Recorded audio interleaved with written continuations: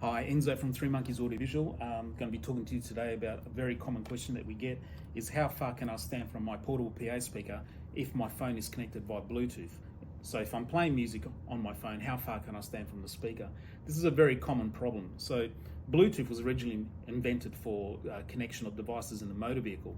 Now we're connecting via Bluetooth to a lot of portable speakers like Bose or JBL and also Mipro. Bluetooth on a PA system like this is usually good for about 5 to 6 meters. If you walk more than that away from a speaker, it will cut out. And if you're conducting something like a wedding service, that can be quite embarrassing. So especially if one of the bridal party is in charge of playing music, make sure that you instruct them not to walk more than 5 or 6 meters away from the speaker. Yes, it's convenient that there's no cable, but Bluetooth is limited. If you don't want to have any of those problems, then we recommend connecting your mobile device to the PA with a copper auxiliary cable.